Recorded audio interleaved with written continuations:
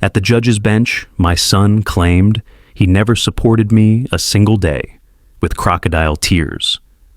But when the clerk stamped the receipts I brought, even his lawyer looked down. His case collapsed. If you're seeing this right now, on your phone, in a crowded bus, in a quiet room at midnight, or in a shop between customers, tell me where you're watching from. I want to know where men like me are listening, men who kept their heads down and worked, men who learned to carry storms in silence.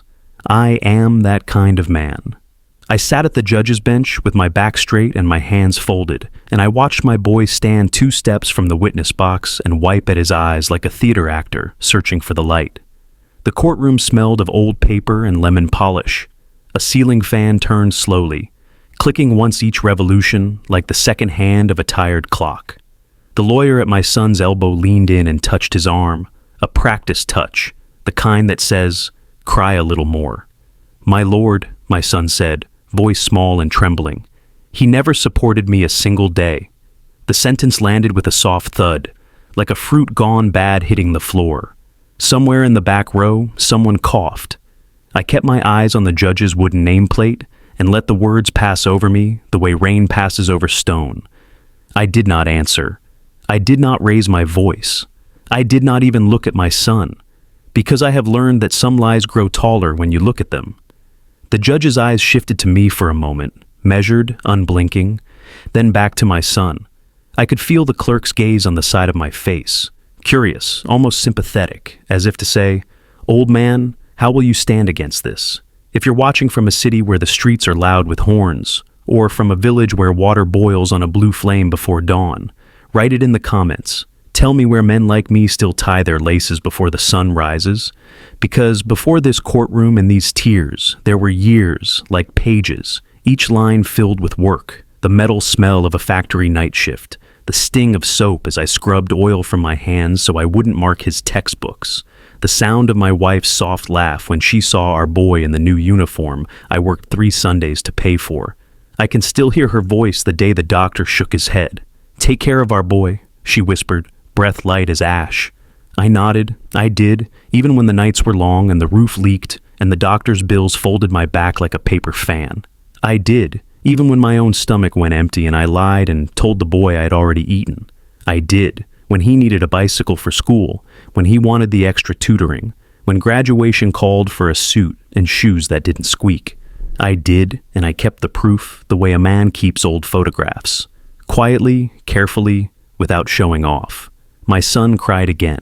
Even from the defense table I could see the shine of those tears, how they clung and shook, but did not fall.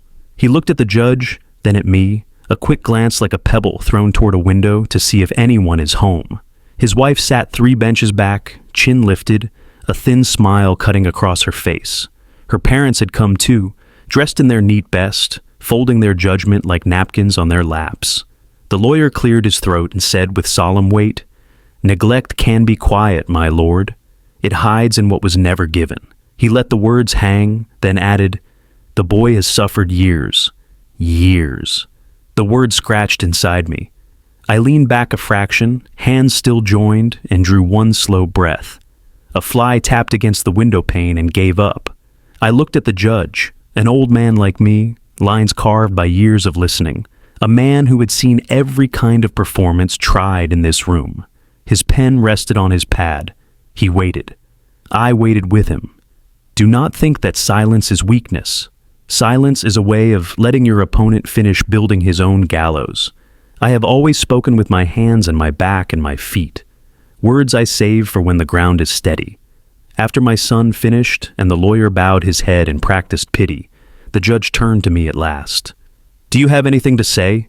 he asked, voice even.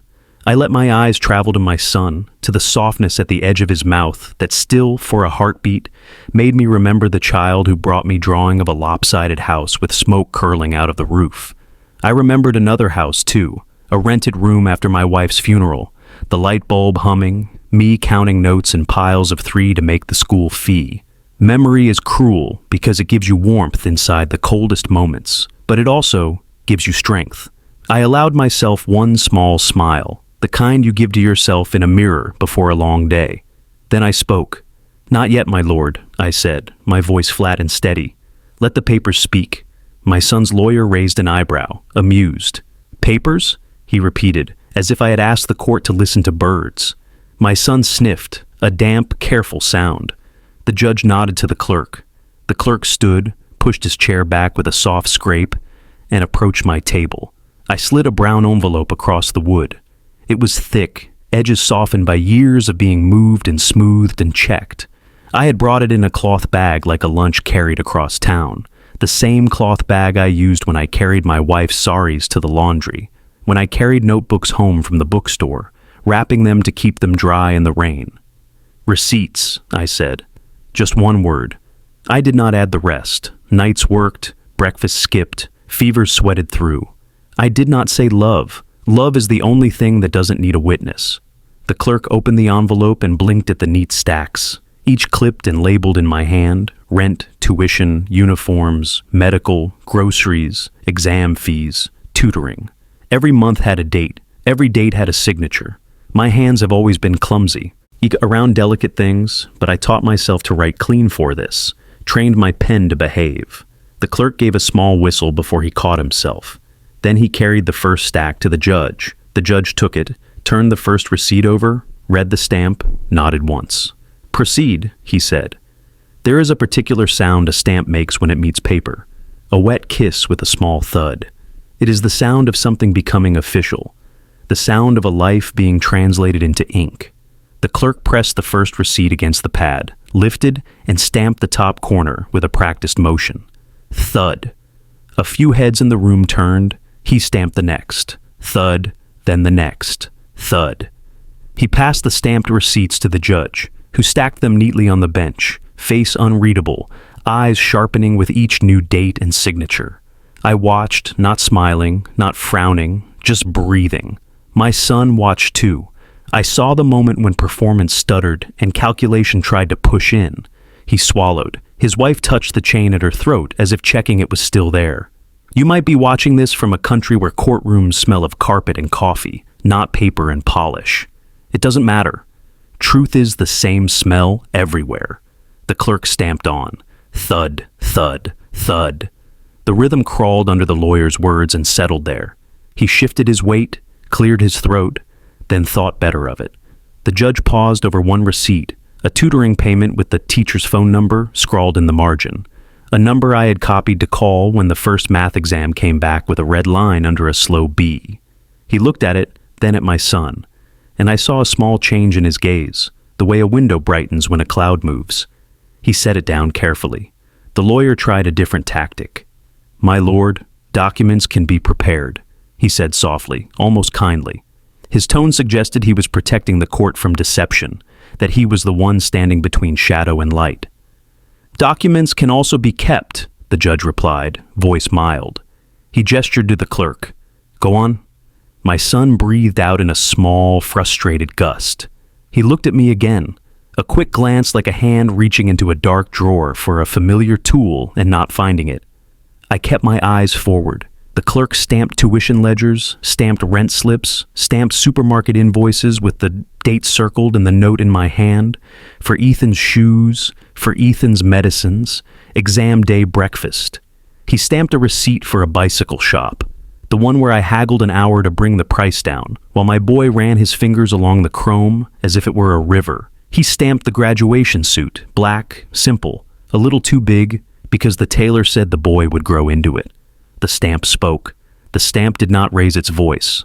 The stamp said, "You may cry, but these are the days as they happened.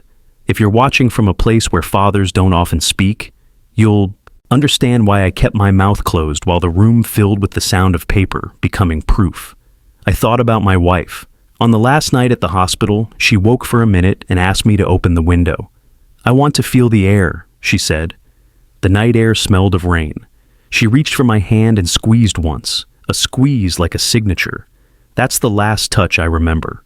When she was gone, I learned how to keep records the way I had once learned how to hold her hand. Carefully, with attention, like a promise. The clerk reached the bottom of the first stack and looked surprised to find there was another. He looked at the judge. The judge nodded. "Continue." The lawyer's jaw tensed. My son's wife whispered something into his shoulder. He did not answer. The clerk stamped again, and again the sound filled the gaps where my son's story had tried to live. Thud, thud, thud. I felt the weight of the room tilt, not dramatic, not sudden, just the way a boat leans when a wind shifts. The judge's pen began to move, not in long lines but in short notes, dates, totals, cross-references. His eyes, when they lifted to me, were different now, curious, respectful. The way a man looks at another man who has done his duty even when no one was watching. My lord, the lawyer tried again, even if these are genuine, support is more than money. Yes, I said quietly for the first time since the stamp began its work. It is waking at 4 to iron a uniform without waking the boy. It is learning to cook the egg softly so the stomach of a nervous child doesn't twist before an exam. It is walking beside him on a rainy day so his shoes don't soak through. And it is keeping proof, not to brag, but because one day you may be asked to prove your love by ink. I did not raise my tone. The judge's gaze stayed on me. The lawyer's lips pressed into a line. My son looked at the floor. The clerk lifted the final receipt from the second stack. Hospital bills from years ago. My wife's name at the top. The note at the bottom where I had written, "Paid by me, for my family." He stamped it. The thud rang slightly louder, not because the stamp was heavier, but because the room had fallen absolutely still. The judge placed that receipt carefully on top of the others, like a capstone. If you're watching from a place where the world moves fast and loud, stay with me here. Slow is how justice walks into a room. It doesn't shout when it enters. It lays down paper like stepping stones. It watches who follows. There was a moment, only a breath, when the lawyer's shoulders dipped. He lowered his eyes. It was small, but I saw it. The performance had slipped. He had found the edge of his script, and beyond it there was only paper and a quiet man. My son's face changed too. Not a full collapse, not yet. But the first crack appeared beside the mouth that had shaped those trembling words. He had believed that tears were stronger. At the time, he had not considered stamps. The judge leaned back. "We will take a short recess," he said, voice neutral but heavier now, as if it was carrying something. His gaze brushed over my son, then over the lawyer, and finally rested on me for half a heartbeat. No smile, no nod, just a recognition. The gavel touched wood with a soft tap. People rose. The benches whispered. Shoes scuffed. Whispers began to crawl along the walls like vines. I remained seated for a moment, let the crowd surge and thin. Then I stood. As I turned, my son's eyes met mine. For a heartbeat, I saw a boy again. The boy who once asked me if monsters could be real. I wanted to tell him the truth now. Monsters are easier to defeat than lies, because monsters stand in front of you. Lies stand behind you and borrow your voice. I did not speak. I let my face be calm. I let him see that calm and remember it. He opened his mouth, then closed it. His wife tugged at his sleeve. The lawyer busied himself with papers he had already arranged. Outside the courtroom door, the corridor smelled of dust and heat. A ceiling tube light flickered and evened out. I stood by the window and watched traffic braid itself around a policeman's raised hand. Somewhere, a tea seller rattled glasses. I pressed my palms together behind my back and let the tendons stretch. A bird flashed past the window, a streak of feather and purpose. I thought of my wife's last request for air, the way her chest lifted once like a wave and was still. I thought of the envelope growing thin, page by page, on the judge's bench. I thought of the stamp's patient voice. Inside me, something that had been braced for years eased by the smallest degree, like a knot deciding to loosen when rain softens the rope. If you're still watching, write your city below.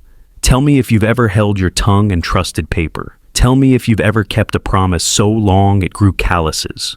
The recess bell rang. A bailiff walked past, keys chiming at his belt. In a minute, we would all file back in, and my son's lawyer would try a new angle, to call witnesses to character, to push at soft places, to make the court forget the sound of proof. Let him try. The truth had already found its place on the wood, one square stamp at a time. I would not hurry it. I would not gloat. I would simply take my seat again, fold my hands, and wait for the next stone to be set. We filed back into the courtroom, like people returning to a theater after the interval, each one carrying a private opinion in his pocket. The judge took his seat without looking at anyone, and the room settled into the hush that always makes truth sound louder.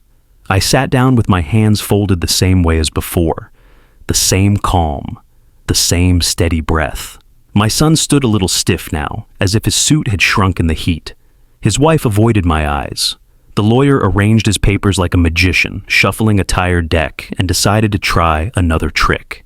"My lord," he began smooth again, "even if we assume these payments occurred, we must consider what the boy lacked beyond money. Support is not a receipt. Support is presence." He let that sit a second, then stepped toward the witness box where my son waited. "Ethan, tell the court, who helped you study? Who cheered at your competitions? Who guided you when you felt lost?" For a moment, I thought my son might find an honest answer, the way a man sometimes finds a coin at the bottom of an old pocket. He opened his mouth. The lawyer gave him a small nod, and the coin vanished. "No one," my son whispered. "He was busy. He was never there."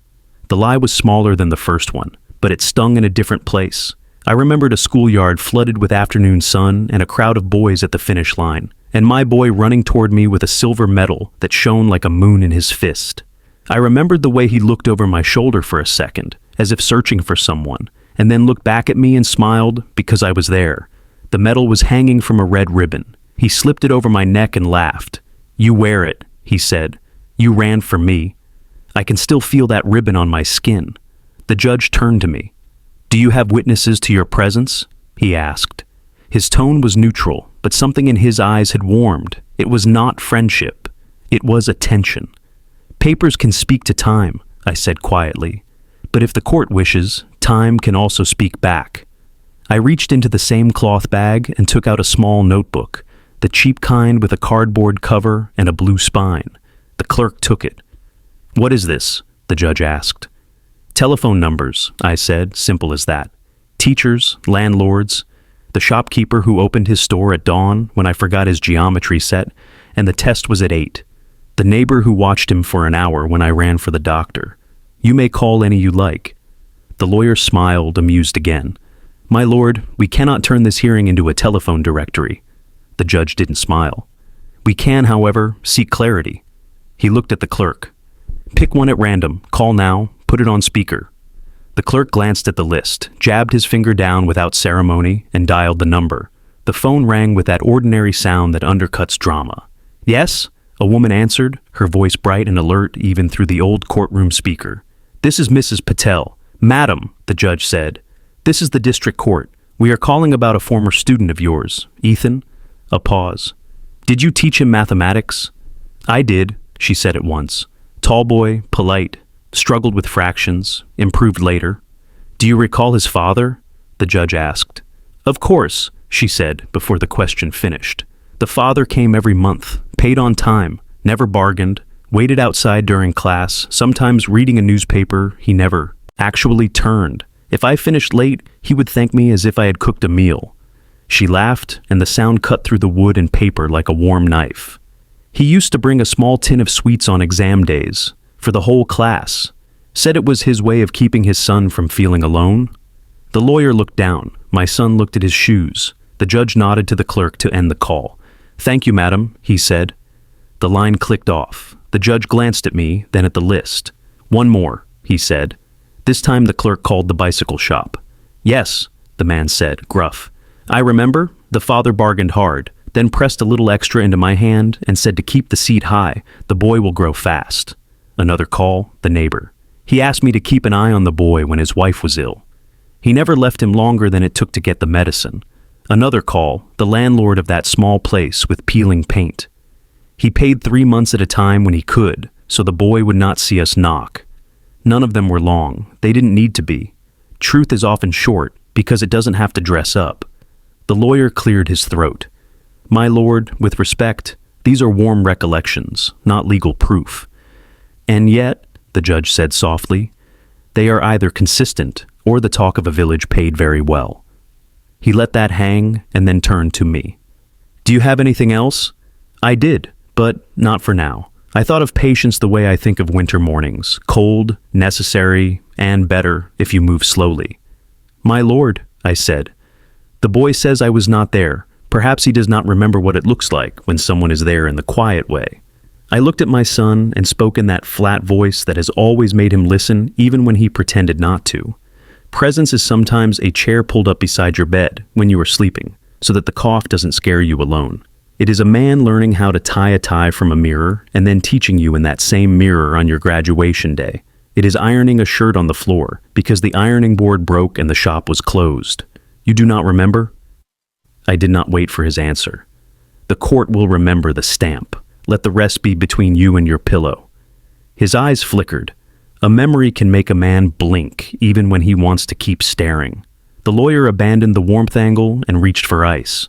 My lord, let us return to the claim at hand. He produced a printout and held it up. This is a message dated 2 years ago, Ethan's birthday, where the father refuses to come to dinner. He read the line with careful emphasis. Not today, Ethan. You'd be in the way. He looked at me with triumph. Coldness, my lord, on his own son's birthday. A murmur ran through the benches. The words sat on the air like a stain. I felt the pull to defend, to explain, to pour out the scene as it really happened. The table full, the seat already taken by his wife's father. The little giggles exchanged when I entered with the cake, the maid being told to keep my slice in the kitchen. The boy staring at his phone while his wife said, "We are so busy these days." And the way my mouth formed those 7 words because I knew that if I stayed, I would throw my hurt like a plate. But I did not explain. Explanation is a begging bowl. Proof is a ledger. I took a breath and pulled a small wrapper from my pocket, crinkled plastic, a candy brand I had not seen since my wife used to bring it home from the market.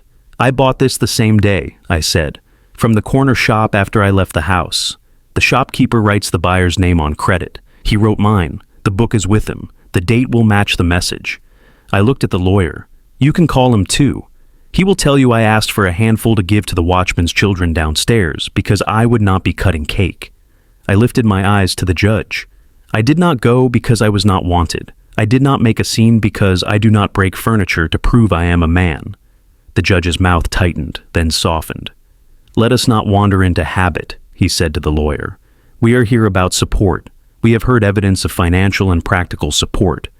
Do you contest the authenticity of these documents? The lawyer looked as if he might say yes, but something in the room told him not to walk into that field. He glanced at my son. My son was very still. The lawyer sighed and tried a different route. Then, my lord, we submit hardship. The boy received support, yes, but at times it was delayed. He suffered anxiety. He felt alone. He felt abandoned. I thought of the late fee I paid once with a fine that made my hands shake all day. I thought of the morning I went without lunch for a week to cover a sudden demand from the school board. I could feel the old ache in my stomach, as if I had swallowed it only yesterday. Feeling is not a fact, I said, gentle, not cruel, but even feelings deserve respect. I reached finally for the small book I had not wanted to show until now. My old bank passbook, fat with stamped updates, edges shiny from years of touch. The clerk brought it to the judge. These are automatic transfers, I murmured, set for the first of each month when I realized my hands might fail one day. Tuition, rent, groceries. They continued even when he moved out, even when he blocked my number for 6 months. I kept them because I promised his mother. The judge traced a finger along the stamped lines, each date like a heartbeat. He did not look at me when he spoke, but his voice had a new weight.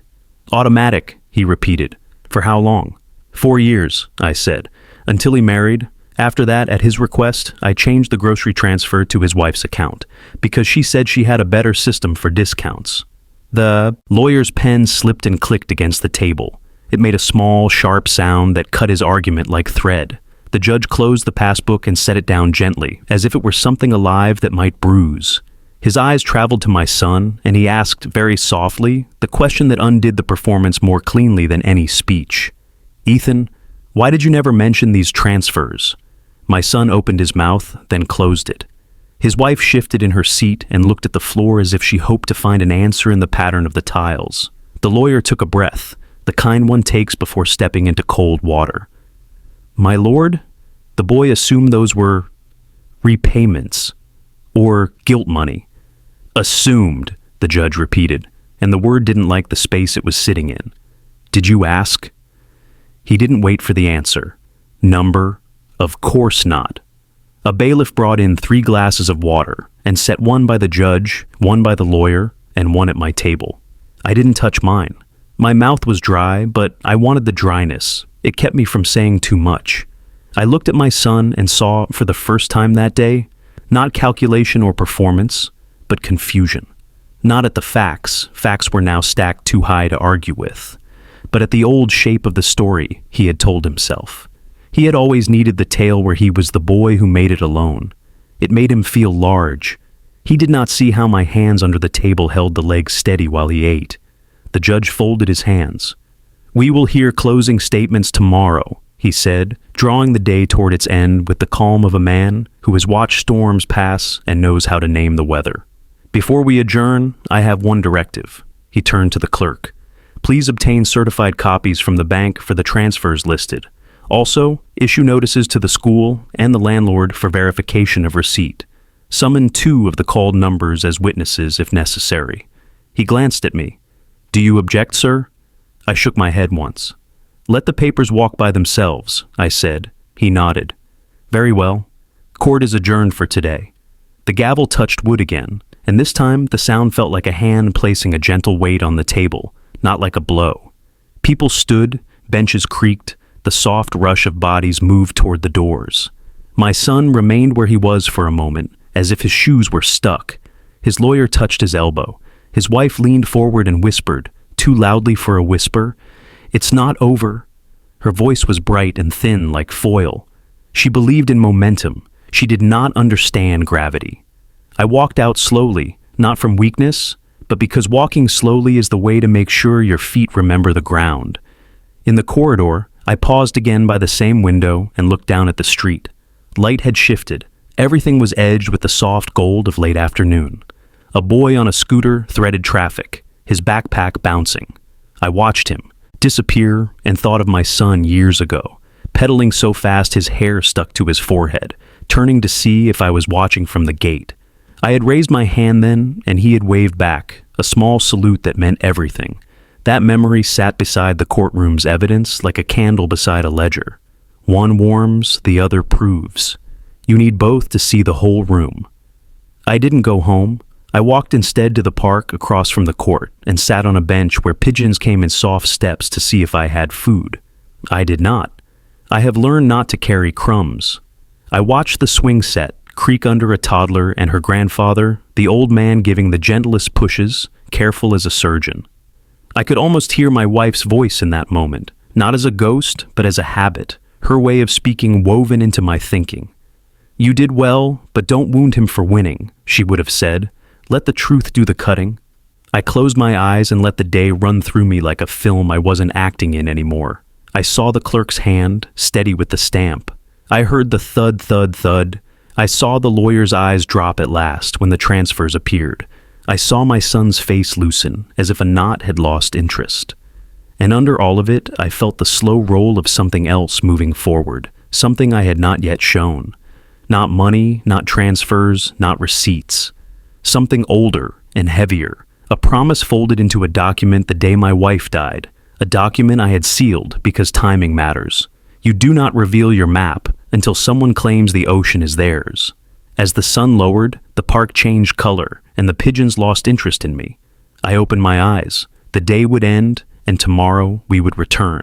The lawyer would sharpen a new line. He might try pity. He might try rage. He might try to say I was using paper to hide a cold heart.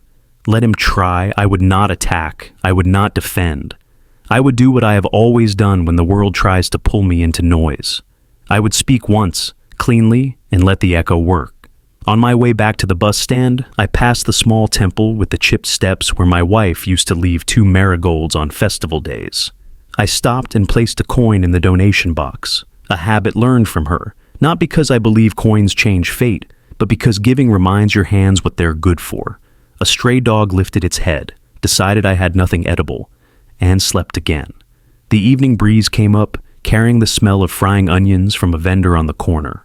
I felt suddenly, sharply hungry, and smiled at the body for saying what the mind often refuses to, that life goes on in ordinary ways even when your heart feels like a courtroom. I ate a small plate of rice and lentils at a stall, standing, metal spoon tapping against the steel plate. The owner's son, skinny, dust on his elbows, kept glancing at me. Finally he said, "Uncle, were you at the court today?" "I saw you with the envelope." I nodded. He hesitated. "You looked strong," he said, and then blushed at his own boldness. I laughed, a sound that surprised me, and pressed the empty spoon into the plate. "Strength looks like sitting," I said. "Standing is easy." When I reached home, I did what I do every evening. I set my shoes side by side as if they were two old friends. I washed my hands and listened to the water knock against the sink. I dried my hands on the towel my wife bought years ago from a passing hawker. The blue threads faded to sky. I stood for a long time at the window and looked at nothing. Then I took the cloth bag from the chair, opened the envelope, and counted the few papers left in it. Not many. Enough. I put them back, smoothed the flap, and placed the bag beside the door so I would not forget it in the morning. There are men who go to war to find their courage. I found mine in receipts and small habits. In saying no when pushed to shout yes. In walking away from a birthday where I was asked to be invisible. In keeping a promise to a woman who no longer breathes. Tomorrow I would carry all of that back into the courtroom, like a quiet storm. And if my son tried again to turn tears into bricks, I would not knock them down. I would simply show him the house that truth has been building while he slept. Morning came with the kind of bright, thin light that makes everything look honest whether it wants to or not. I reached the court early, before the corridor filled, and stood by the same window where yesterday's dust had drawn pale lines on the sill. A tea seller moved from step to step with his kettle, the steam lifting in slow ribbons. I took a small glass and held it in both hands until the heat calmed the tremble I hadn't noticed was there. When I entered the courtroom, the fan was already turning, clicking softly, the benches smelling of varnish and old stories. The clerk was at his desk, sorting files into neat rows like small fences. He glanced up when he saw me and gave the slightest nod, the kind men give when they have seen enough to know how the day will go. On the judge's bench lay a new envelope with a bank stamp pressed deep into it. Even from where I stood, I could see the crisp edges of certified copies, the kind of paper that wears its own armor. The room filled the way a river takes a bend, slow, with eddies. My son came in with his lawyer and his wife. He looked pale around the mouth, as if he had chewed on the night and not found food in it. The lawyer spoke to him too quickly, his hands moving in small, chopping motions meant to cut air into the right shape. The wife kept her chin high, but her eyes had the sheen people get when they are seeing the future and trying to pull a curtain across it. When the judge entered, we all stood. He took his seat without hurry and rested a hand on the new envelope. The room settled. Even the fan seemed to hold its breath for a count of one. "We will resume," the judge said, as if we had only paused to drink water. He gestured to the clerk. The clerk opened the bank envelope and laid the certified transfers before him, in a clean line, date after date, like a row of nails hammered straight. The judge scanned them, lips moving almost imperceptibly as he read amounts, accounts, purpose notes. He looked up at last, and the quiet in the room grew tighter. "The bank confirms recurring transfers for tuition, rent, and groceries," he said. "The amounts align with the receipts entered yesterday. The recipients include the son's account and, after marriage, the daughter-in-law's account for household expenses." His eyes moved to the lawyer. "Any objection on authenticity?" The lawyer's mouth opened, then closed like a cupboard checked twice. "No, my lord," he said, and it sounded like the end of a song he could not carry anymore. He tried to recover. Men like him always reach for a new rope. But support is also emotional. The boy endured an atmosphere of distance, of coldness. The father's presence was transactional. The word hung there, sharp in its suit. I spoke without leaning forward. "My presence was not for sale," I said. "If it was, I would have advertised it. I would have charged a fee for sitting beside hospital beds and for washing school socks when rain turned roads to rivers. I would have sent invoices for standing under a leaky roof at midnight, moving buckets around like chess pieces, so my boy's homework would not get wet. I never charged. I kept proof, because grief taught me it would be asked of me one day. I looked at my son then, not hard, not soft. It is being asked, so I answer.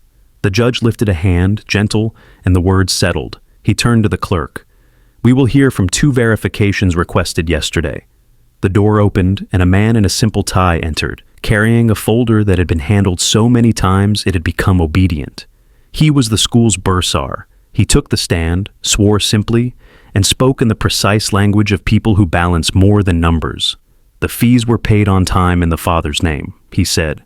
When late, fines were added and paid. We had no reason to call the guardianship into question. He flipped a page.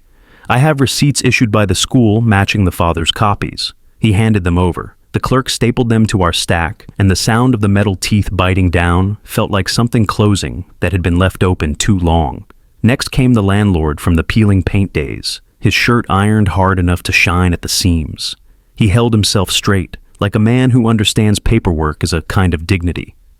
He paid, he said, jerking his chin once toward me. When short, he told me before I could knock. He looked at my son with an expression that wasn't unkind, only matter of fact. The boy studied late. The father told me to keep the lights on in the corridor so the boy would not be afraid of shadows when he went to the bathroom. That light bulb, he replaced it himself when it burned. He shrugged. If that is not support, I do not know the proper word. The lawyer did not cross-examine long. His questions were thin curtains, and the answers walked right through them. He returned to the table and took a slow breath through his nose, the inhale of a man learning the smell of the room he thought he controlled. The judge looked at my son and said, not unkindly, "You may speak if you wish." My son glanced at his wife. She gave a tiny shake of her head, the kind spouses give when ships tilt. He stared at the floor. The silence became a weight that everyone felt, but no one set down. I could have left it there, let the bank's stamps and the school's records build a house high enough to live in. But yesterday, when I sat in the park and watched pigeons peck at a world that never gives them enough, I had decided something. I had promised my wife that I would not shame our boy. Proof can be a blade if you swing it wild. But mercy is not the same as secrecy. There is a line between protecting someone and letting them burn the truth for warmth. Today I would step to that line and show what I had carried for years, not to hurt him, but to lift the final stone onto the truth so it could stand without me holding it.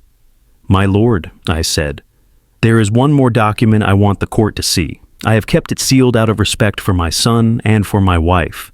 Today feels like the right day." I reached into the cloth bag and took out a flat parcel wrapped in brown paper, the edges taped and retaped until they had turned the color of tea. I set it down with both hands, the way you set down a small child who has fallen asleep in your arms and must not be woken too quickly. The clerk took it, slit the old tape with a practiced pocket knife, and unfolded the paper to reveal a soft blue envelope with a hospital seal, brittle with time. He passed it to the judge. The judge slid out a stack of pages bound by a paper clip, rusted at the tips. The first page was a letter in my wife's hand, the neat, slightly forward-leaning script she had learned in convent school and used to write grocery lists that read like prayers. "Read it," I said softly. "Please." The judge nodded and read in silence for a long minute that changed the shape of the room. He cleared his throat and read a portion aloud, his voice not theatrical, simply faithful, like a man carrying water without spilling. "I, Anaya, do hereby appoint my husband as trustee of all savings and jewelry converted to funds for the education and welfare of our son, Ethan. He is to keep a full account of every rupee used. He is to stand in place of us both. He is not to boast. He is to be kind, even if our boy misunderstands." He paused. "If anyone questions his support, he may open these books and show the court, not for revenge, but for correction. If Ethan he speaks against him in ignorance, forgive him. If others use Ethan to hurt him, do not let it pass." The judge looked at me over the top of the page, the corners of his eyes creased by more than age. He turned another page. "Attached," he said, "are the trust deed and the account statements maintained by the trustee, the father, covering 10 years. He skimmed down. "They match the bank documents and the receipts." My son made a small noise, a half-breath that did not know whether to be swallowed or thrown back out. He looked at the blue envelope as if it had spoken his name. His wife's jaw tightened. The lawyer rubbed a finger along the bridge of his nose, the way men do when they try to erase a line they drew on the wrong page. The judge continued more softly now, almost as if speaking to himself. "Presence of the Father is not always noisy," he read. Sometimes it is the quiet adjustment of a fan blade so a child sleeps. Sometimes it is the hand that signs where no one will clap. Do not let noisy people call that absence. The room did not applaud. It did not move. I kept my eyes on the point of the judge's pen. I remembered the night my wife wrote those words, her hand warm in mine during the pauses, her voice whispering, "Write it like a recipe. So even if one of us is gone, the other can cook love with it." I remembered sealing the envelope with the nurse watching like a witness at a small wedding. I remembered telling myself I would never open it unless pushed to the wall. We had reached the wall. I did not feel triumph. I felt the ache of lifting something heavy at last, and the relief of putting it down where it belonged. The lawyer stood slowly. His voice, when it came, had lost the starch. "My lord," he said, "we request time to review the trust deed." The judge nodded once. "You shall have it by lunch." He placed the blue envelope atop the bank papers and rested his palm on the stack as if feeling for a pulse. "But first," he said, "I have a question for the petitioner." He turned to my son. "Ethan, did you know of this trust?" My son shook his head, a small movement, almost a shiver. "No," he said, and for the first time that day the words sounded honest. "I didn't know." He looked at me then, really looked, as if seeing a piece of furniture from his childhood in a new house and realizing it had always belonged to him, even if he had stopped noticing it. "Why didn't you tell me?" he asked, not angry, only bewildered. "Because I wanted you to walk without looking back for permission," I answered. "Because I hoped gratitude would be a habit, not a debt."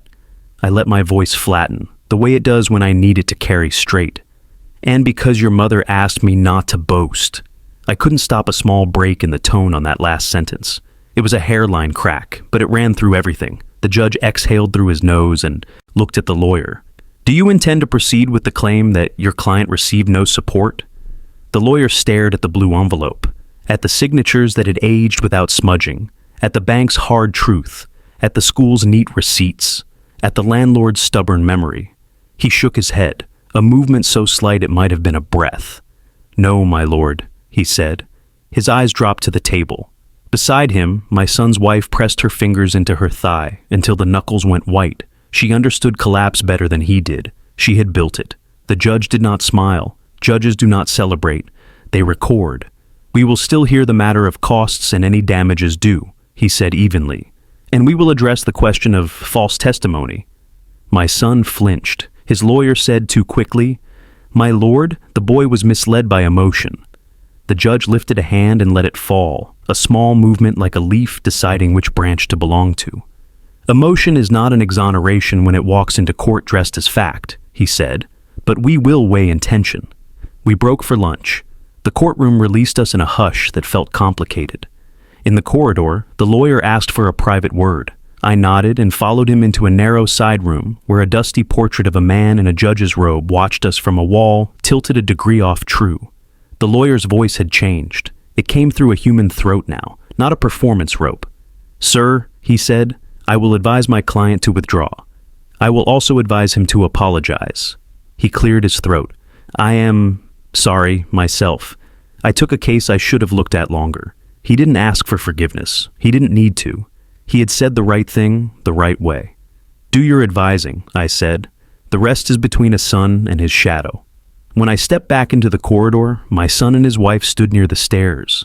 The wife's parents had joined them. The mother-in-law's mouth was a hard line, the father-in-law's eyes quick and avoiding.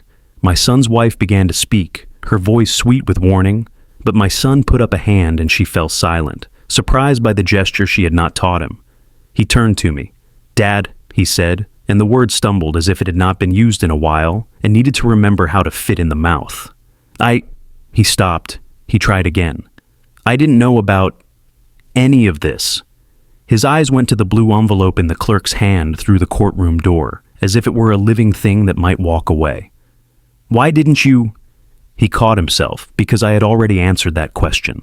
He swallowed. "I'm sorry," he said. The words were small, and yet they changed the air. "Be sorry to your mother," I said. "She is the one who wrote the recipe." I let my voice lose a layer of steel, not all, just enough to open a window. "You can still cook with it." He nodded once, twice, like a Man learning how to agree with truth after arguing with himself for too long. His wife tugged his sleeve. He didn't move. For a second, they looked like a painting of two people standing in the different seasons. We returned for the afternoon session. The lawyer formally withdrew the allegation of no support. He asked to convert the petition to a request for guidance on settlement of any remaining obligations. It was a climb down embroidered with legal lace, but everyone in the room knew what it was. He was lowering a flag before the wind took the pole. The judge allowed it with terms that were not unkind but were strict. He directed the court to consider costs and an apology recorded in writing. He ordered that false statements be noted and that the boy attend a counseling session offered by the court for family disputants. He spoke all this as if he were naming train stops on a route that runs every day. There was one more thing I had to say, and I waited until the moment was right, until the papers had been stacked and the gavel hovered in its small orbit. "My lord," I said, "there is an account in the trust that has not been touched. It was meant for something my wife dreamed of if our boy ever found his way after he was lost."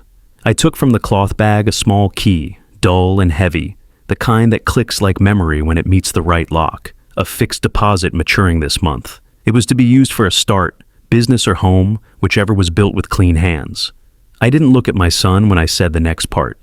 I did not bring it up before, because I wanted the boy to choose his next step without money fogging the room. Today, I say it because light is better than fog. I set the key down. The metal made a soft sound, like a coin on a wooden table. The judge regarded the key and then me. "You could have used this as a weapon," he said. "You did not." He gestured to the clerk to record the existence of the deposit and its conditions as per the trust deed. He glanced at my son. "A start is not a reward," he said, his voice even. "It is a chance. That is different." My son nodded, swallowing hard, like a man learning to eat slowly after a season of snatching bites. When the day ended, the judge did not declare a final judgment. He scheduled it for the morning to allow all the filings to settle into the record, like silt finding its level. The gavel touched wood with that gentle weight again. People stood. The fan clicked. The dust caught light in the late sun and looked like tiny planets hanging in a small sky. I gathered my cloth bag. My hands felt light and strangely empty, the way hands feel after you set down a heavy bucket you've carried too far. On the way out, the clerk caught my eye and nodded again, fuller this time. "Good night, sir," he said. His voice had respect in it, not the respect of fear, but the respect men give to other men who did not break when breaking would have made a bigger noise. Outside, the evening pressed cool air against my face. I walked past the tea cellar, past the park where the pigeons were already tucked into themselves, past the stall where the boy served plates and avoided grease with a dancer's feet. I reached the bus stand and stood among strangers with their bags and their day-worn shoulders. Somewhere behind me, the court windows glowed like pockets of held breath. I felt the key in my pocket and the absence of the letter in my bag, and knew that some burdens are best when they move from your hands to the record. I thought of my wife, and this time the thought did not pinch. It warmed. "You wrote it right," I told her under my breath. "I only read it when I had to." The bus arrived with a cough and a sigh. I stepped on, held the overhead rail, and let the city sway me home. Tomorrow there would be a final word, stamped and filed. Tomorrow the court would speak, and the file would close, and the whisper in the neighborhood would find another house to lean against. But tonight, I had the simple job of reaching my door, setting my shoes side by side, warming rice and lentils, and folding the cloth bag on the chair. I would sleep with the fan blade at the slowest speed so it did not clack. I would dream not of stamps, but of a blue envelope opened in light. And if the night woke me, as it sometimes does, I would lie still and listen to the city breathe and remind myself that truth does not shout. It waits, steady as a key in the palm, quiet as paper on wood, patient as a father sitting through a performance he could have stopped, but chose to end with one clean sentence and the sound of a stamp that meant enough. The next morning, the court smelled of paper and rain. A storm had patted the city at dawn, and the corridors were still damp, the marble floors holding footprints like pale leaves. I arrived early again, my cloth bag light against my thigh, now that the blue envelope had moved from my keeping to the court's record. The tea seller lifted his kettle and asked if I wanted the sweet kind today. I nodded, and the sugar steadied my hands. When I stepped inside the courtroom, the fan clicked at the slowest speed, and the judge's bench wore a newly stacked file. the certified transfers on top, the school receipts beneath them, the landlord's statement, and, facing upward as if it were a sky, the trust deed in my wife's slanting letters. The clerk had placed a red ribbon across the bundle, like a belt around a patient's stomach. He saw me looking and said nothing, but his chin dipped once. It felt like a small blessing. People took their seats with the careful quiet of a last day. My son entered with his lawyer and his wife. His suit looked the same, but it hung differently, as if his shoulders had remembered their weight overnight. He didn't scan the room. He walked straight to his place and stood with his palms flat on the table, not gripping. Just learning, maybe, how to let wood hold. Him up. His wife's mouth was a line you could cut fruit with. Her parents were not with them today. The lawyer stopped shuffling his papers after the second tap. There is a point where a deck refuses to be dealt again. We stood when the judge entered. He did not sit immediately. He looked over us for a heartbeat that had the gravity of years. Then he sat, adjusted his spectacles, and placed his palm lightly on the file, the way a doctor rests a hand on a strong pulse to confirm it still beats. "We are here to deliver the order," he said. His voice was even and clean. He turned a page, and the sound of it was softer than the rain had been. The petitioner claimed that the respondent, his father, never supported him. The evidence shows otherwise. He spoke slowly, each sentence carried to its chair and seated with care. Documentary proof in the form of receipts, bank-certified transfers, school records, and corroborating witness statements establish a consistent pattern of financial and practical support. He paused, and the pause was not for effect. It was the space truth takes to settle into the furniture. He looked at my son, not coldly, not kindly, just as if to say we are all present at the table of our choices. "The claim is dismissed," he said. "It is dismissed with prejudice." The words landed like stones clicking into a wall. He continued, quiet as a page turning. "Costs are awarded to the respondent. A written apology from the petitioner will be filed in the record within 7 days.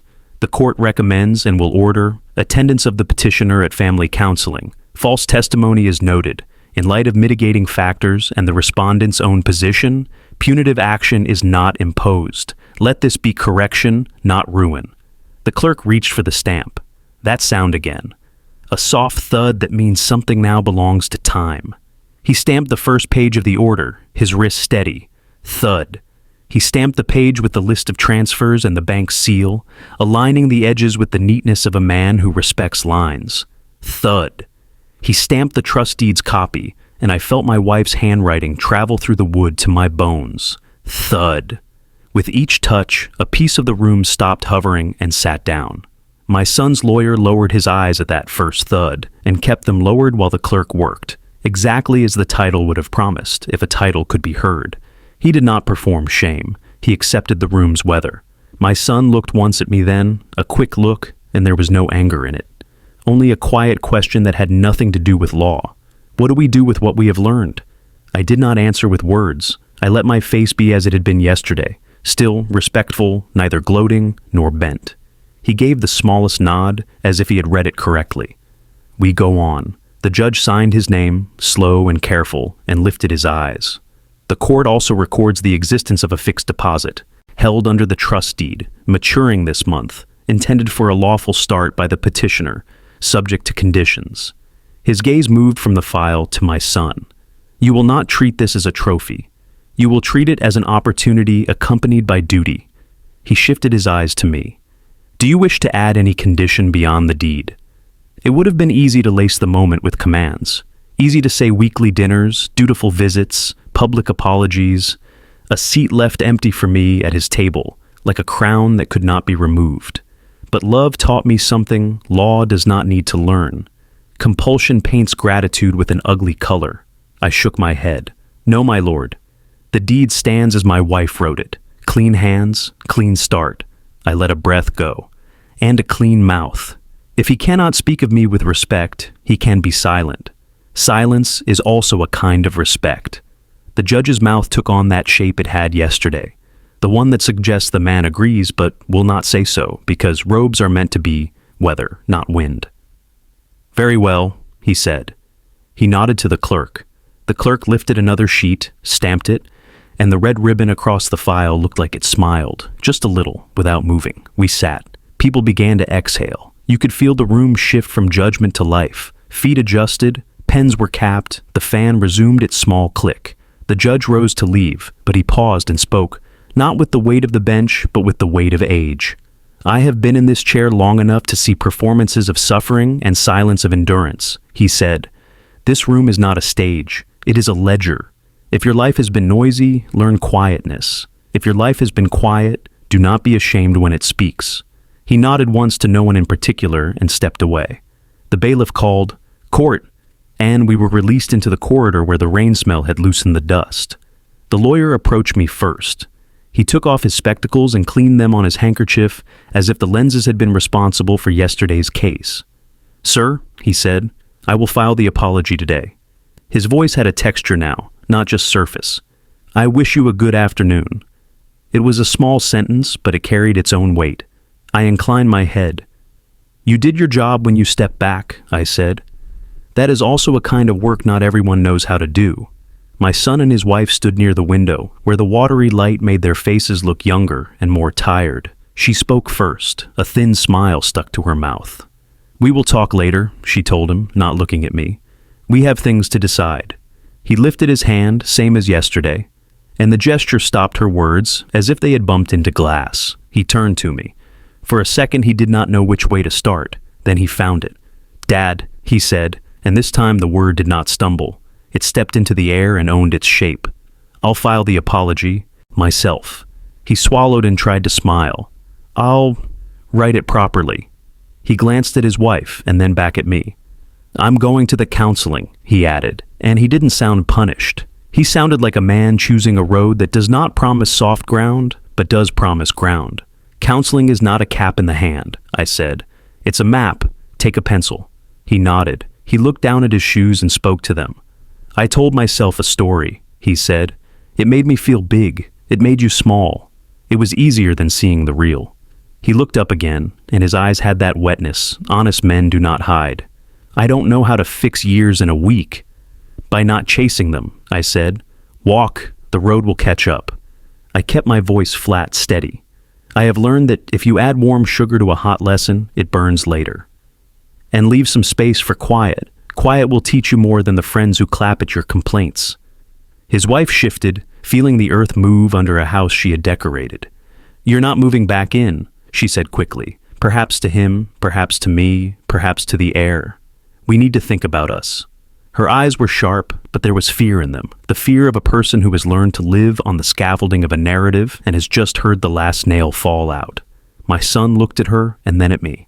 "Nobody is moving anywhere today," he said, slow. "We're not deciding in corridors." The sentence surprised me. It had the smell of a backbone. I nodded once.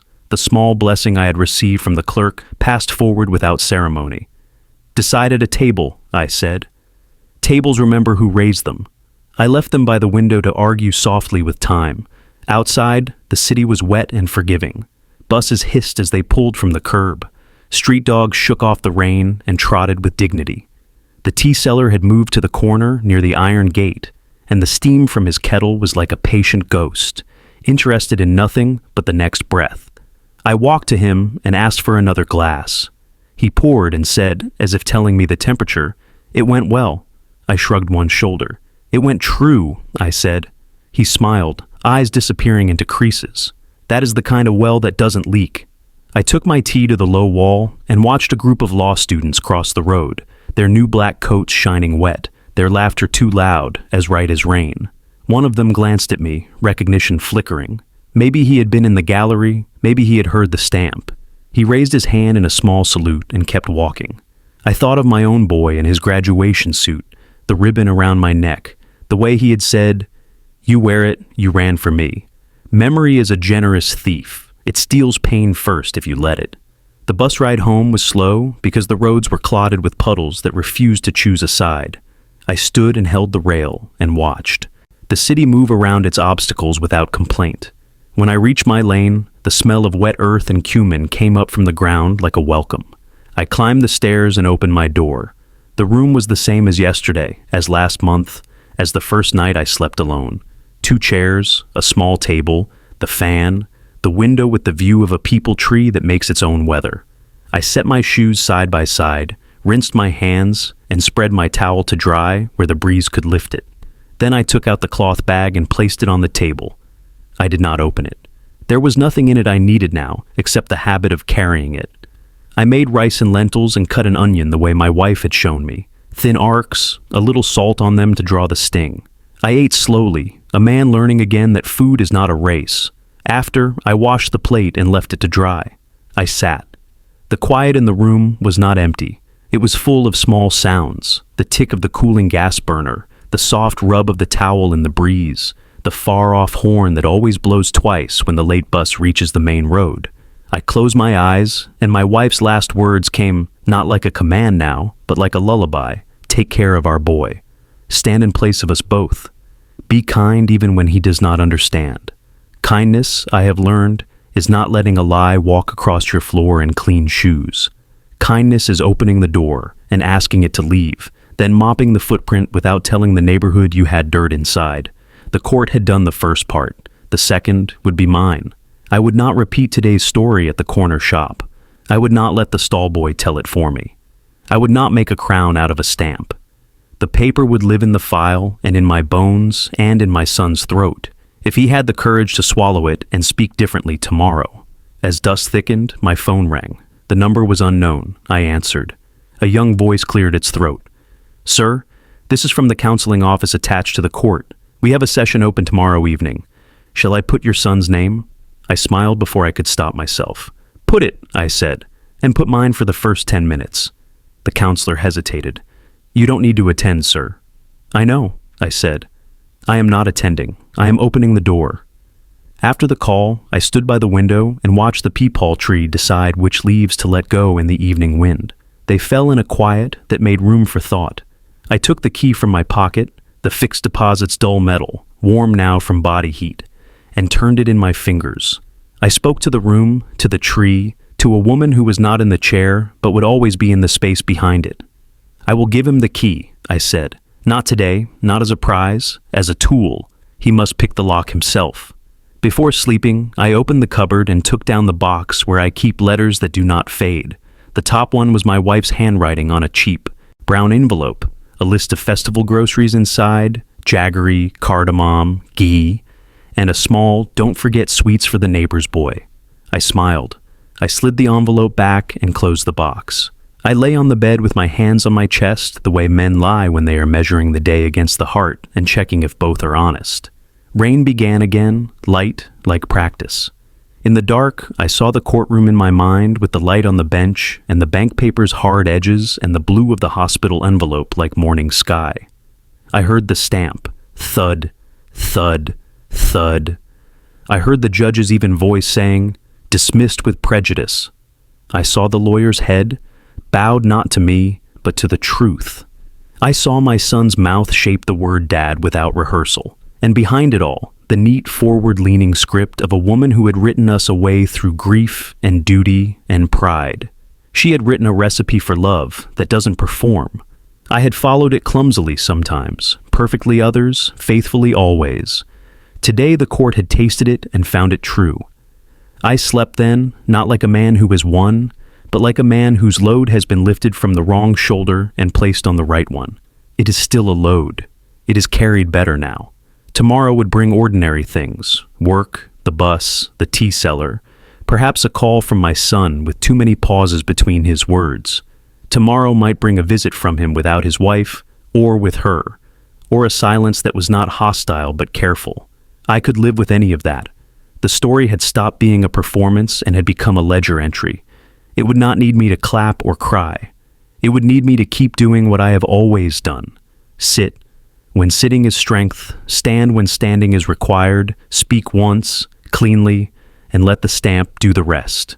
The morning after the order, the city felt washed and honest.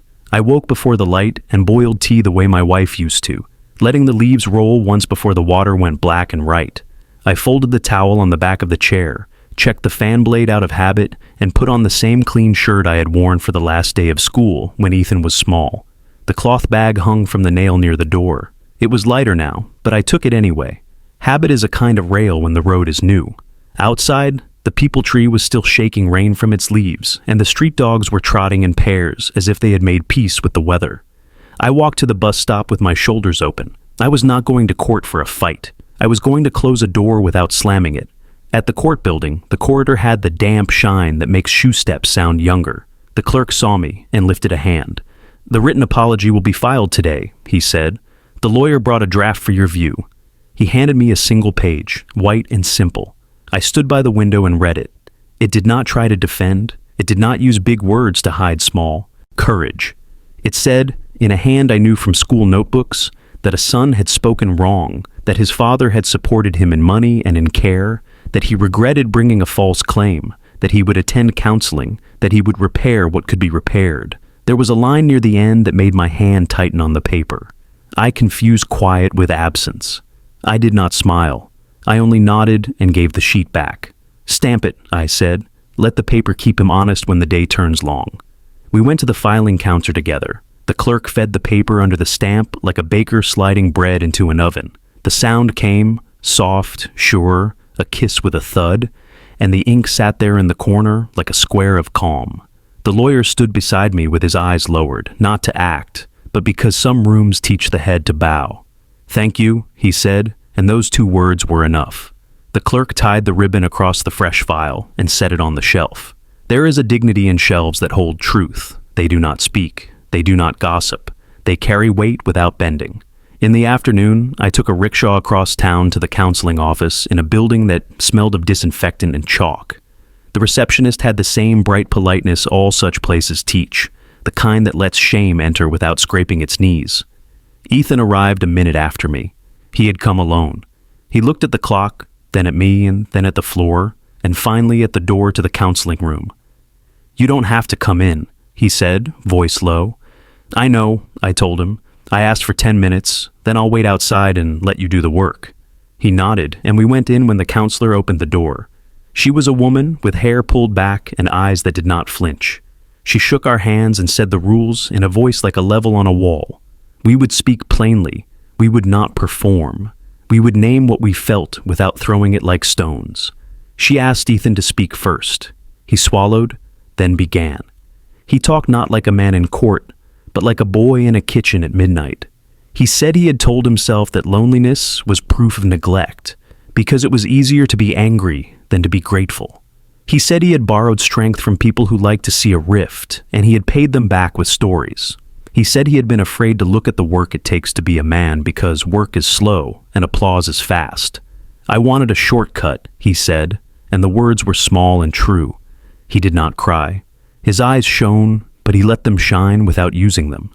The counselor nodded and let quiet stand in the room for a few seconds so the words could sit down properly. Then she looked at me. "What do you want him to know?" she asked. I kept my answer short. "That I am not a wall to push against," I said. "I am a floor. Walk on me until you learn your own steps, then walk on your own floor. And that quiet is not absence. It is love choosing. Manners." I looked at Ethan and let the old steel back into my voice for one line, because sometimes a line must be drawn or it disappears. "You will not speak of me as if I were dust in your past. If you cannot speak with respect, you will speak nothing. Silence is a tribute too." He nodded without defense. "Yes," he said. The counselor smiled with only her eyes. "Good," she said. "Now the 10 minutes are up. Let your son work." I stood, touched the back of Ethan's chair once as a father does, when he is leaving a room but staying in a life, and stepped out. I waited in the hallway on a plastic chair that had been sat on by many heavy days. The wall clock ticked in the way all wall clocks do when the heart is busy. I watched a young couple whisper on another bench, their heads tilted toward each other like cups catching rain. I thought of my wife and her script leaning forward on every page. I thought of the trust deed and the key in my pocket. I thought of the medal on the red ribbon and my boy's laugh on the school ground years ago. It is strange how a life takes a long road to arrive at a small office with a plastic chair and a door where you can hear your son, learning how to use words that do not hurt him later. When Ethan came out, the counselor followed and said she would see him next week. Every week for a while, she added, not as a punishment, but like a schedule for watering a plant that had been dry. Ethan looked at me and gave a small nod toward the stairs. We walked down without speaking. On the landing, he stopped and took a breath. "There's more to do," he said, "but I think I can do it." It was not a boast. It was a promise tested against breath. I reached into my pocket and took out the dull little key. I held it in my palm so he could see it, and the lines the years had cut into my hand. "This is not a prize," I said. "This is a tool. Your mother wrote the conditions: clean hands, clean start. Do nothing with it that would make her frown if she came into the room unexpectedly. And don't let anyone else carry it for you. People who carry your tools also borrow your choices." He didn't reach it once. He stood and let the weight of the moment obey gravity. Then he took the key and closed his fingers around it, not like a thief, like a man handed a wrench. "I won't use it to run away," he said. "I will use it to build something I can invite you into without lying about the walls." He looked up and met my eyes. "I might start small," he added, almost shy. "A repair place. Phones, fans, whatever breaks. I know it's not fancy, but I'm good with my hands when I stop pretending I'm meant to be someone else." I saw him then at 12, at 14, at 16, taking apart radios on the floor and making piles of screws on newspapers, and I felt something inside me arrange itself neatly around that picture, the way tools fit into a drawer when each has a space. "This fixing what breaks is honorable work," I said, "and you will meet many people who tell the truth about what they need. That helps a man stay honest." We walked out into late light. His wife was waiting near the gate, her face tightened with 100 private arguments. She looked at the key in his hand and then at me. For a second, I thought she would speak the way she always had, fast, bright, prepared. She surprised me. "If I said I was sorry," she asked quietly, "would it count?" I looked at my son. He stood straighter. "It would count if you mean it," he said, "and if you stop adding stories when you are bored." Her mouth moved as if unfamiliar muscles had to be found. "I will try," she said. She looked back at me. "I saw the letter," she added in a low voice. "Your wife's handwriting looked like a school lesson, neat and brave." I nodded. "She wrote a recipe," I said. "We are all learning to cook." The wife half smiled, not at me, but at the idea that menus can change. That was enough. People do not turn in a day. They turn by degrees if the light holds steady. The next week, the apology appeared in the record with the same square stamp in the corner and the clerk's neat initial. I did not go to watch it, but I passed by the building on my way to the market and felt the pull a fisherman feels when he knows the knot is tied right. Ethan called in the evening and read me the text. He stumbled once over the line about confusing quiet with absence, then cleared his throat and went on. "I will repay costs," he said at the end, and his voice did not flinch. "And I will repay trust with conduct." I listened and let the sound sit in the room before I answered. "Good," I said. "Make it a habit, not a headline." We went together 2 days later to the place where my wife's ashes had been set under a neem tree in the small cemetery by the river. The path was narrow, the ground soft from last week's rain. Ethan carried marigolds. I carried a handful of incense and a matchbox that always lives in my bag. We stood, heads bare, while smoke climbed the air in straight lines that bent only when the wind insisted. "Mom," he said quietly. I was loud. He was steady. "I will try to learn the steadiness." He placed the flowers and touched the earth with his fingers, the way he used to touch her arm to get her attention when he was 3. I knelt and pressed my palm to the stone. "We followed your recipe," I told her, "even when I wanted to add spice for the crowd."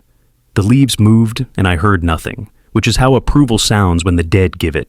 It lets you stand up without feeling lighter or heavier, only right-sized.